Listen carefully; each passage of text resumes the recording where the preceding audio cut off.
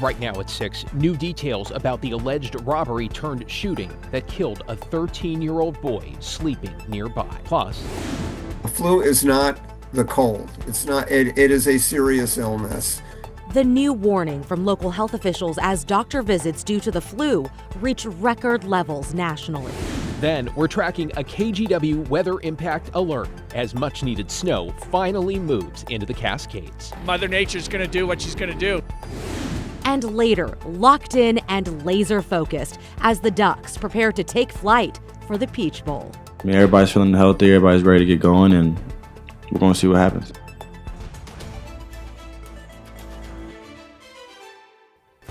First here at 6, that KGW weather impact alert for the Cascades with a winter storm warning in effect today and tomorrow. Taking a live look at Government Camp where there is snow on the road, which means snow tires or chains if you're headed over the passes or up to the mountain. Our sky cam from Mount Hood at Timberline Lodge shows a ton of snow, a welcome sight for skiers, boarders, and the resorts, of course, after a very late start to the ski season. We'll have a closer look at conditions when we check in with our Joe Ranieri in just a minute. But first to Chief Meteorologist Matt Safina. So Matt, how much snow are we talking about? Yeah, we're going to get a couple feet, maybe as much as 3 feet at the ski areas, and even more as you go higher up, say above 7,000 feet or so up in the mountains here. Look at Timberline right now, though. Our lens is icing up. The wind is howling. The snow is blowing. 28 degrees. There's been at least 4 inches of new snow since it began earlier in the day today. And then back down to Government Camp. The road is now completely snow covered, and that was not the case about an hour ago. Temperature hovering right around freezing.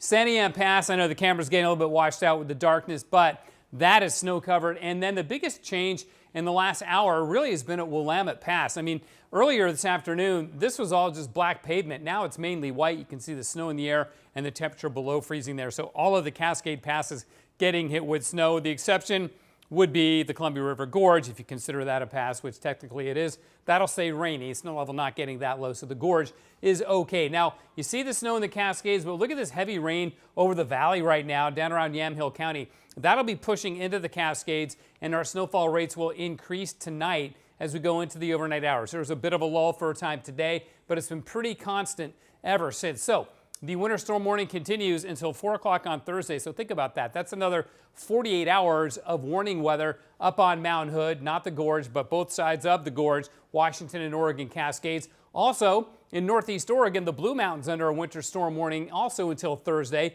for heavy snow there. So if you're traveling on I-84 east of Pendleton down to LeGrand, that will be very snow covered, and we know we can have problems on that road with the semis. Then out of the Oregon coast, there's a high surf advisory beginning tomorrow as the breakers be coming up to about 25 feet. So a lot going on, but the real big story is the heavy snow in the Cascades. Passes becoming treacherous with the heavy snowfall, and it snows down to about 2,500 feet, which means there's many more miles of snow-covered roads than if the snow level was up at, say, 4,000 feet. So keep that in mind if you are traveling over the mountains. For the valleys, the wind's settling down. The rain continues, but not too heavy. And again, we'll talk more on the snowfall in a bit, guys. Yeah, a lot to keep an eye on. Appreciate it, Matt. Let's check in with meteorologist Joe Ranieri now, who sent us this update from Mount Hood. We haven't seen any major issues along Highway 26, but you can see behind me, it's snow-covered roads out here, and the snow has been pretty much coming down most of the day. We got here late this morning, and the snow showers up at Government Camp where we're at and up at Timberline Lodge have been nonstop. And at one point up at Timberline Lodge, they were seeing snowfall rates anywhere from 1 to 2 inches an hour, and close to another foot of snow is the forecast late tonight and into tomorrow right here at Government Camp. We've all heard that expression, good things come to those who wait. For skiers and snowboarders, the wait is finally over. We were checking it the past couple days and it looked pretty bleak, and didn't know what to expect. Thought it'd be maybe a little bit later in the season even, but it worked out perfectly for our schedule, so yeah, we were excited. After being teased the last several weeks with a couple of weather systems, It feels great. We feel great. Our customers, we know, feel great. There's been a lot of pent-up demand. We got some customers back here giving us the fist pumps right now, so we'll take it. We're getting excited. the first major winter storm of the year is a welcome sight for the ski resorts. We'd all like an earlier start at Timberline. We're fortunate enough to have the hotel a bunch of restaurants open to kind of, get us through, but Mother Nature's going to do what she's going to do. It hasn't been just the Pacific Northwest that has been seeing a later start. It's been just as bad in parts of California, too. Big Bear's been terrible. It's been like just no snow at all. I think it only snowed once this year so far. So, I mean, they're just using the man-made snow. With another 3 to 4 feet in the forecast the next couple of days. That's what we're planning for. That's how we kind of get mountain ops ramped up, all the teams ramped up in the hotel down in the day lodge. So we take that stuff pretty seriously, we watch pretty close. Snowboarders are hoping this is just the beginning. It's our first time up. We took a Honda Civic and braved the roads with our chains, but we'll see how it is going back down. Of more winter storms coming through here. As we've been telling you, this is the biggest snowstorm so far of 2026. And if you're going to be traveling in this area over the next couple of days, make sure you have chains with you or traction tires, because if you don't, you could get stuck. At Government Camp, Joe Ranieri, KGW News. Yeah, all good things to remember for sure. Meanwhile, in Central Oregon, the folks at Mount Bachelor are excited about the potential for several feat. This is video from the mountain today. Officials say teams will be working to expand terrain there as conditions allow. Looking good. Stay with KGW as we continue to track weather impacts across our region. You can find the very latest here or anytime at KGW.com or our free TV streaming app, KGW+. Now to breaking news in Gresham, where police arrested a gymnastics coach accused of sexually abusing children. 56-year-old Eric Stinson is the director of Northwest Gymnastics Training Center. Officers arrested him Sunday after they say former athletes reported they experienced inappropriate sexual behavior. Now, court documents list 2 victims under the age of 14. Stinson is now in the Multnomah County Jail facing charges that include sexual abuse, sodomy, and attempted sodomy. We have reached out to the training center for comments. And developing tonight, we're awaiting a key decision after a bail hearing for 2 of the 3 suspects accused in the killing of Liam Stanley Bailey. That's the 13-year-old authorities say was hit by a stray bullet. Let's bring in Celine Stevens downtown with the update. Celine.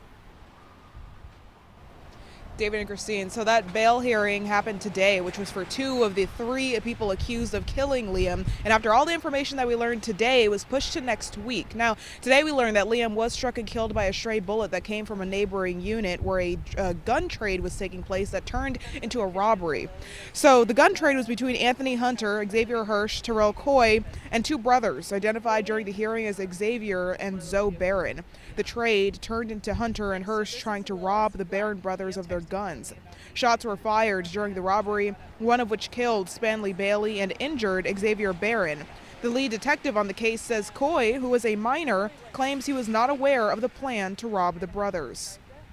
Terrell did not know the gun trade would end up with JoJo and X getting robbed. After the shooting, Terrell learned from Zay and Boogie that they had always planned on robbing JoJo and X for their guns.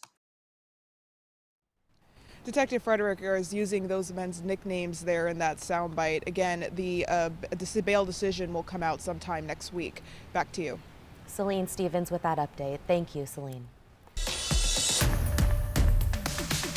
In your headlines tonight, Albany police say 2 officers shot someone this morning while responding to a domestic disturbance. Authorities say when officers arrived at the home on Twins Lane Northwest around 11, they say they encountered someone holding a knife. That is when 2 officers fired their weapons, hitting that person. Police say the individual was taken to the hospital. No word on their condition. The 2 officers have been placed on administrative leave, which is standard procedure. No one else was hurt. The Benton County Sheriff's Department is taking the lead on this investigation. Police have arrested a person in connection with a deadly hit and run that killed a Tigard woman more than 2 years ago. Investigators say 37-year-old Ashley Wolf is facing a felony hit and run charge. Wolf is accused of hitting 45-year-old Maria Negrete on Southwest Hall Boulevard in September of 2023, then driving off. Negrete died 2 days later. Police say tips from the public and forensic evidence eventually led them to the car and Wolf, who was indicted by a grand jury and arrested last week. Well, to a fire this morning at an Amazon facility in Troutdale. Gresham Fire says a cardboard compactor outside the building caught fire just before 9. Authorities say flames did not spread to the main facility on Northwest Swigert Way, though the response left some workers stuck. I'm actually off work, but I'm got to wait for all these fire vehicles, and there's a lot of them. Well, thankfully, no one was injured. Today I wanted to make an announcement. And former Portland Police Chief Chuck Lavelle has a new job with the Port of Portland. The port confirmed today it hired Lavelle, where he'll serve as a captain on the port's police force. Lavelle became police chief of Portland Police in 2020 and stepped down in 2023 to become an assistant chief. The city announced last month that Lavelle was leaving for another law enforcement job, but did not say where. According to OPB, Lavelle started with the port on December 30th. In an update, the last of the Oregon National Guard troops that President Trump tried to deploy to Portland will soon be going home. Investigative reporter Kyle Boshi has been covering the legal back and forth for months. Kyle, sounds like they have finally been formally ordered to demobilize. Indeed. Before returning home, though, those 100 members of the Oregon National Guard will first have to travel to Fort Bliss, Texas. That's where they'll go through the demobilization process, which includes medical and mental health screenings. The official order from U.S. Northern Command comes nearly a week after President Trump announced he'd abandoned efforts to deploy the National Guard in Portland, Los Angeles, and Chicago. In September, President Trump ordered 200 Oregon National Guard troops help protect federal buildings in Portland following protests at the ICE facility. Another 200 members of the California National Guard were also called in. Those troops spent much of their time training at Camp Rylea on the coast and Camp Withacombe in Happy Valley, while legal challenges played out in court. Local and state leaders accused the Trump administration of exceeding its authority. In November, a federal judge in Portland issued a permanent injunction barring the president from deploying Guard troops to Oregon. Then in December, the U.S. Supreme Court ruled Trump could not deploy troops in Chicago over the objections of local officials.